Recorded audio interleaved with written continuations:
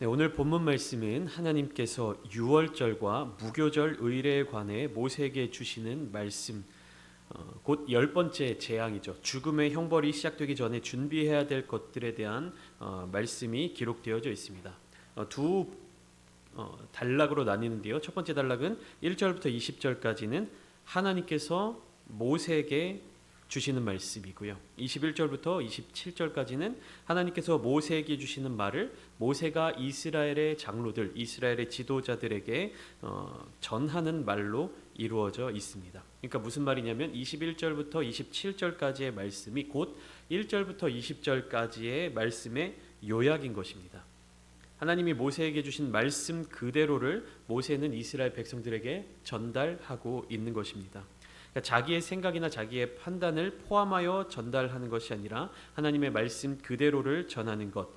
하나님의 말씀이 내 생각과 달라도 상식적인 그런 부분 현실과 달라도 이해가 되지 않더라도 의심 없이 그대로 순종하는 사람. 하나님은 이런 사람을 사용하시며 이런 사람들을 통하여 큰 일을 함께 이루어 나가십니다. 이 말씀 속에서 이스라엘 백성들은 이전까지 경험하지 못한, 그리고 그 이전에는 그렇게 하지 않았던 일들을 하도록 명령을 받습니다. 어떤 것이냐면 어린 양을 선택하는 방법, 그리고 어린 양을 잡는 방법, 그러니까 도축하는 방법이죠. 그리고 도축한 후에 피를 바르고 고기를 먹는 방법들, 모든 것이 다 낯설고 이상한 모습들 뿐입니다. 애굽 땅에 9가지 재앙이 내려왔을 때에도 이스라엘 백성들은 아무것도 하지 않아도 괜찮았습니다. 그런데 마지막 10번째 재앙을 앞두고는 하나님께서 모세를 통하여 이스라엘 백성들 그들 스스로 해야 할 일들에 대해서 상세하게 말씀해주고 계신 것이죠. 이전과는 다른 모습들, 그리고 그 전에는 하지 않았던 것들에 대해서 명령을 받았지만 이스라엘 백성들은 그러한 명령에 순종해야 했습니다. 그리고 그 명령이 곧 무엇으로 이어지냐 하면 그 순종이 하나님의 구원 역사에 동참하게 되는 것입니다. 그러니까 하나님의 분명한 말씀을 들음으로 말미암아, 그리고 그 말씀에 순종함으로 말미암아 하나님의 역사의 자리 가운데 동참하게 되는 것이었죠. 좀 전에 말씀드렸던 것처럼 이전까지, 즉 첫 번째 재앙부터 9번째 재앙까지는 불순종하는 바로 왕과 애굽 땅에 그 재앙이 내려졌습니다. 그리고 이스라엘 백성들이 거주하는 고센 땅은 모든 재앙으로부터 안전했습니다. 재앙이 내려지는 이유는 바로 왕의 교만함이었고 불순종이었던 것이죠. 그 때문이었고 재앙은 그러한 불순종의 대상에게 내려졌습니다. 근데 10번째 재앙은 좀 달라요. 첫 번째 재앙부터 9번째 재앙까지는 불순종한 바로를 향한 하나님의 재앙이었던 것과는 반대로 마지막 10번째 재앙은 하나님의 약속을 믿고 순종하는 자들만 피할 수 있고 그렇지 않은 자들에게, 모든 자들에게 재앙이 내려지는 것입니다. 이 차이를 아시겠습니까? 첫 번째 재앙부터 9번째 재앙까지는 다른 모든 사람들에게는 재앙이 임하지 않고 불순종하는 자들의 영역에 재앙이 임하게 되는 겁니다. 근데 10번째 재앙은 무엇입니까? 순종하는 자들에게는 재앙이 임하지 않고 모든 순종하지 않는 사람들에게 재앙이 임하는 거예요. 그러니까 요 차이를 아셔야 되는 거예요. 둘 다 순종하면 재앙이 안 오고 불순종하면 재앙이 임하네, 이렇게 이해하시면 10번째 재앙이 가지고 있는 의미를 굉장히 축소해서 이해하게 되는 것입니다. 무엇이냐면 이전까지는 아무것도 하지 않아도 재앙을 피할 수 있었던 이스라엘 백성들이었습니다. 그런데 이제는 어떻게 해야 됩니까? 믿고 순종해야 재앙을 피할 수 있게 된 것이에요. 이스라엘 백성들은 이전 9가지 재앙을 통하여 하나님의 뜻과 하나님의 위대하신 능력을 알게 되었을 것입니다. 그리고 10번째 재앙을 준비하는 이 과정을 통하여서 하나님의 약속의 말씀, 그리고 언약의 신실하신 하나님의 성품을 기억하게 되는 것이죠. 이 10번째 재앙에서 가장 중요한 것이 무엇이냐면 어린 양의 피입니다. 그런데 당시 유목민들의 관습에서는 피가 귀신을 내쫓는 역할을 한다고 믿었습니다. 그렇지만 유월절 어린 양의 피는 단순히 어떠한 주술적인 상징을 의미하는 것이 아닙니다. 그런 주술적인 역할을 수행한 것이 아닙니다. 그러니까 제가 좀 전에 유월절 어린 양의 피가 중요하다라고 이야기를 했는데 이 피는 우리가 집중해야 될 대상이 되는 게 아닙니다. 우리가 집중해야 될 중요한 것은 무엇이냐면 하나님의 말씀인 것이에요. 하나님의 말씀과 연결되어 있는 어린 양의 피를 중요하게 생각해야 되는 것이지 하나님의 말씀과 상관없이 그냥 어린 양의 피만 중요하다라고 생각하면 안 된다는 것이에요. 제가 왜 이 말씀을 드리냐면 우리가 흔히 예수 그리스도의 십자가의 보혈을 빗대어서 어린 양의 피, 유월절 어린 양의 피라고 이야기를 합니다. 근데 우리가 그런 비유 빗대서 하는 말씀, 어린 양의 피가 우리를 구원한다. 어린 양의 피로 말미암아 우리는 구원을 받았다라고 이야기를 하게 되면 그 어린 양의 피가 가지고 있는 함축적인 의미, 그러니까 하나님의 말씀과 연결되어서 하나님의 그 뜻과 연결되어서 그동안 말하고 전해져 왔던 그 상징이 사라져버리게 되기 때문입니다. 피 자체가 의미가 있는 것이 아니라 그 피가 무엇과 연결됐기 때문에 의미가 있는 것입니까? 하나님의 말씀, 하나님의 약속과 연결되어 있기 때문에 중요한 것입니다. 만약에 이 어린 양의 피가 하나님의 약속, 하나님의 말씀과 연결되어 있지 않으면 그때 당시에 어떤 유목민들의 관습, 주술적인 행위로 말미암아 생각하는 그러한 피의 역할로 축소될 수 있다는 사실을 우리는 기억해야 할 것입니다. 그러니까 피는 이스라엘을 위한 표징이지 하나님을 위한 것이 아닙니다. 좀 더 쉽게 말씀드리면 이 피라고 하는 상징은요, 이스라엘 백성들에게 하나님의 사랑과 하나님의 구원의 의지를 나타내 보여주는, 그러니까 눈으로 볼 수 있는 하나의 표징이라는 것입니다. 하나님은 이 피에 얽매여 계신 분이 아니세요. 이 피가 없다고 해서 하나님의 약속을 안 지키시는 분도 아니고 이 피가 없다고 해서 하나님의 능력이 없으신 분도 아닙니다. 하나님은 언제나 신실하신 분이고 하나님은 전지전능하신 분이시죠.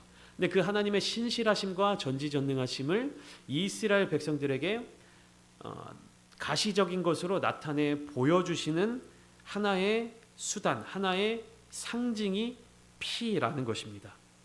그래서 하나님은 이 유월절 날에 피가 묻은 집들은 그냥 넘어가시겠다라고 약속을 하신 것이고요. 그 약속의 증표로 피를 정해 주신 것이고요.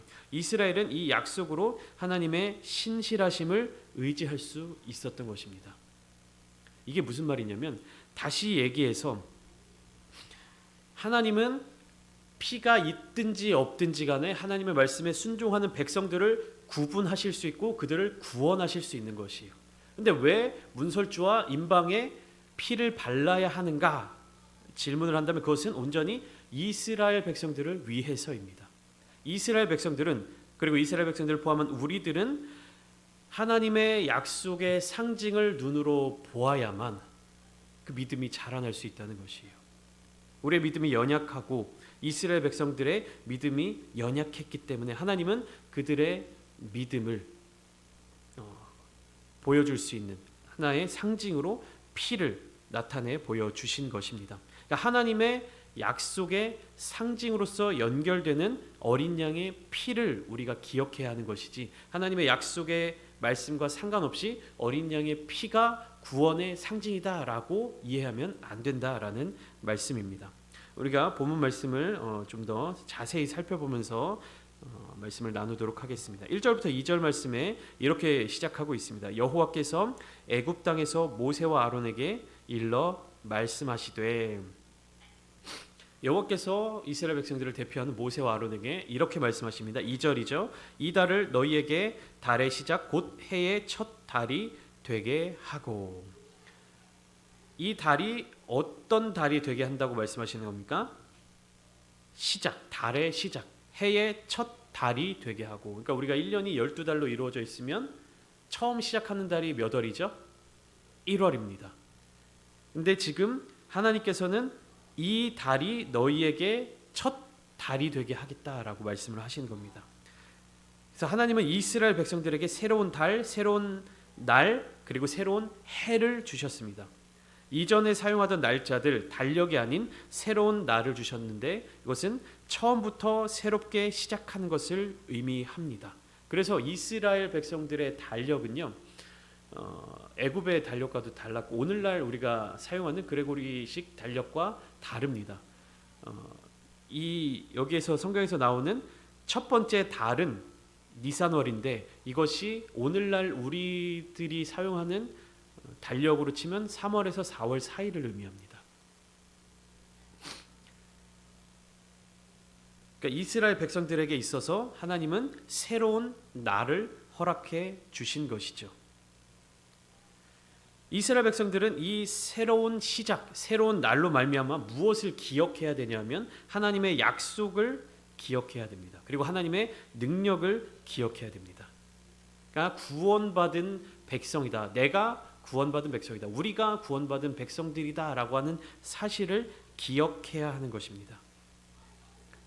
그들은 이전에 포로로 생활하던 그 시기를 잊어버리고 하나님께서 새롭게 주신 하나님과 동행하는 시기를 기억하며 앞으로 나아가야 한다는 것이죠. 그러니까 뒤를 돌아봐서는 안 된다라는 것입니다. 새로운 시작이다라고 하는 것은 이전 것은 다 지나갔다, 새 것이 되었다 하는 말이죠.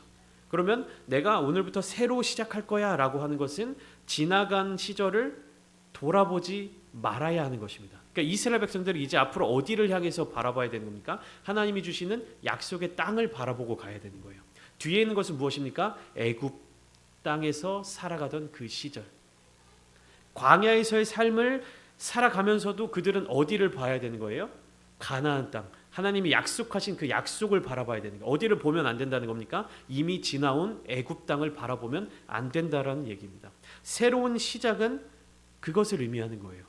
지나간 것을 잊어버리고 하나님께서 약속하신 비전을 바라보는 것. 그래서 구체적으로 유월절이라고 하는 이 절기에 대해서 3절부터 쭉 이어서 설명을 하고 있습니다. 먼저 3절부터 6절까지 보면 유월절이라고 하는 이 절기에 어린 양을 잡아야 하는데 그 방법에 대해서 설명하고 있습니다. 첫 번째로는 이스라엘 온 회중들은 새로운 달 열흘째 되는 날에 각각 어린 양을 취하여야 합니다. 그리고 어린 양을 취할 때 각 가족대로 식구를 위하여 인원수를 맞춰서 양을 잡아야 합니다. 그러니까 식구가 너무 적으면 이웃과 함께 사람 수를 따라 취해야 합니다. 이게 무슨 뜻이냐면 이후에 나타날 말씀과 연결이 되는 것인데요. 10절 말씀에 보면 아침까지 남겨두지 말며 아침까지 남은 것은 곧 불사르라. 그러니까 어린 양을 잡아서 그날 밤에 온 가족들이 이 어린 양을 잡아서 먹어야 되는데 아침까지 남겨두면 안 되는 거예요. 그러니까 만약에 예를 들어 어린 양 하나를 4사람이 먹을 수 있다라고 가정을 했을 때 만약 우리 집에 식구가 3사람밖에 없다. 그러면 어떻습니까? 한 사람치가 남는 거잖아요. 그러면 이웃집에는 5사람이 살고 있어요. 그럼 어떻게 하라는 거예요? 두 가정이 합쳐서 양 2마리를 잡으라는 이야기인 것이죠. 그리고 잡을 어린 양은 흠없고 1년 된 수컷으로 열 나흔 날 해질 때의 양을 잡아야 한다. 자, 양을 취하는 날짜는 언제입니까? 열흘에 열흘째 되는 날에 양을 취하는 것이고 양을 잡는 날은 열 나흔 날. 그러니까 열흘째 되는 날에 양을 선택하는 겁니다. 어떤 양을 잡을지. 그리고 실제로 그 양을 도축하는 날은 열 나흘째 되는 날에 해질 때 양을 잡게 되는 것이죠. 그러니까 이 말씀을 통해서 우리가 기억할 것은 이스라엘 백성들이 기억할 것은 동물을 선택할 때 2가지 점을 고려해야 한다는 것입니다. 첫 번째, 그 동물을 완전히 먹을 수 있을 만한 규모의 가족에 해당하는 그 양만큼 준비해야 된다는 것이고, 다른 하나는 이 선택된 동물을 우리가 드릴 수 있는 것 중에 가장 좋은 것으로, 가장 흠없는 것으로 준비해야 되고, 그리고 그것을 선택한 후에 나흘 동안은 잘 돌봐야 한다는 것입니다. 그리고 7절부터 11절까지 말씀을 보면 양을 잡은 후에 해야 할 일들이 기록되어 있는데요. 먼저 7절 말씀을 보시면 그 피를 양을 먹을 집 좌우 문설주와 인방에 바르고, 양을 도축하면서 그 피를 버리는 것이 아니라 받아야 한다는 것이죠. 그래서 양을 먹을 집 좌우 문설주와 인방에 발라야 된다. 이렇게 문설주는 여기 우리 뭐 앞에 문을 보시면 양쪽 옆에 기둥처럼 세워진 것이 문설주가, 인방은 그 문설줄 두 개를 이으는 저 위에 있는 가로 줄이라고 생각하시면 됩니다. 그러니까 이렇게 피를 바른다는 것이죠. 디귿자가 누워 있는 모양처럼 이렇게 문설주와 인방에 피를 발라야 한다. 그리고 8절 말씀을 보면 그 밤에 그 고기를 불에 구워 먹어야 되는데, 그 밤은 언제입니까? 어린 양을 잡은 날이죠. 열 나흔 날 해질 때에 양을 잡아서 그날 밤에 먹어야 된다라는 것이죠. 고기를 먹는 방법에 대해서도 구체적으로 설명이 되어 있습니다. 먼저는 불에 구워 먹어야 되고요. 무교병과 쓴 나물을 함께 먹어야 됩니다. 무교병이란 무엇이냐면 누룩을 넣지 않은 빵, 그러니까 발효시키지 않는 빵이라고 생각하면 쉽습니다. 그러니까 납작하고 딱딱한 그런 빵이라고 생각하시면 쉽습니다.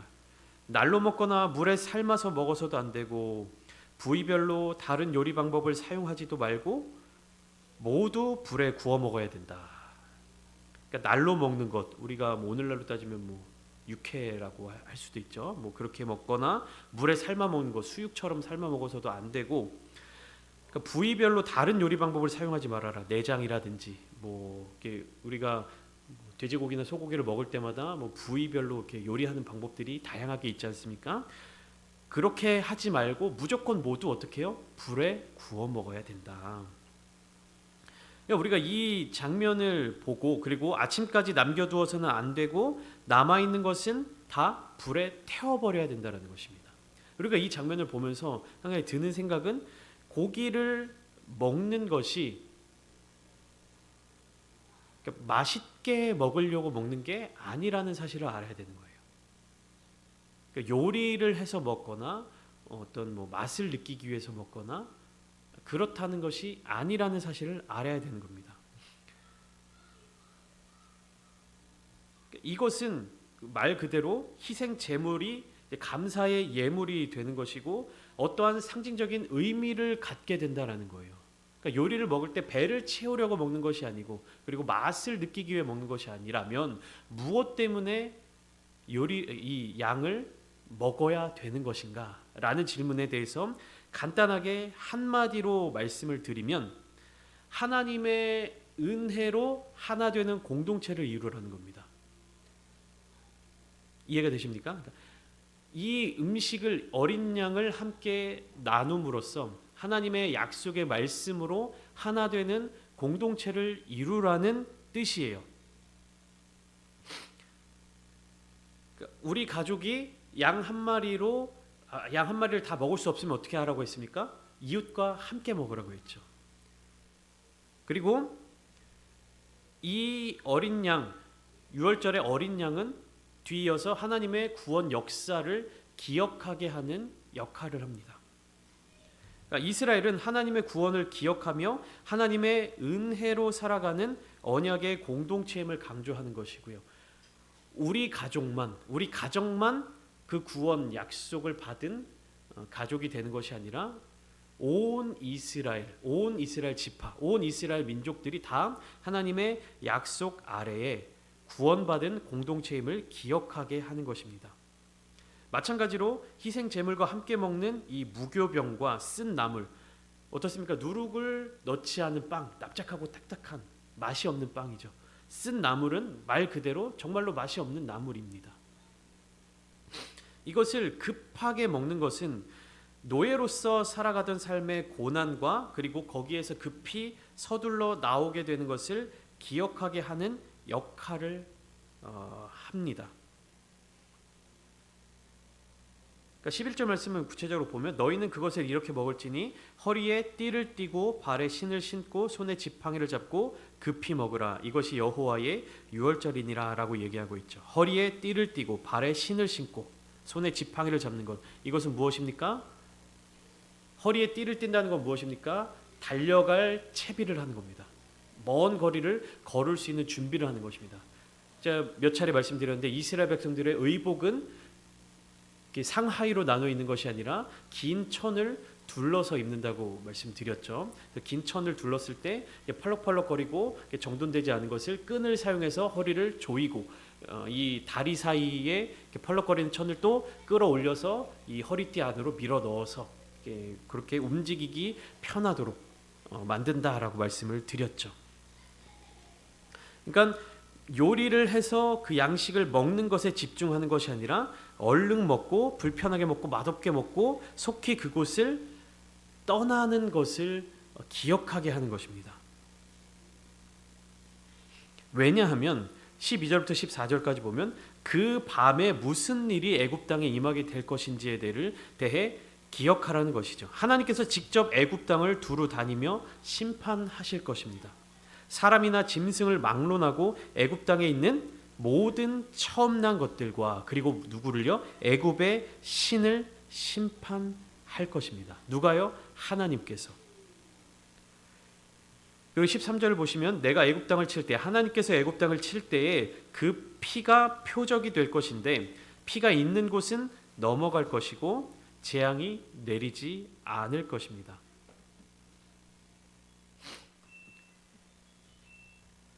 14절이 중요한데요. 너희는 이 날을 기념하여 여호와의 절기를 삼아 영원한 규례로 대대로 지킬지니라. 기념이 무엇이라고 말씀드렸죠? 기억하는 거라고 말씀드렸습니다.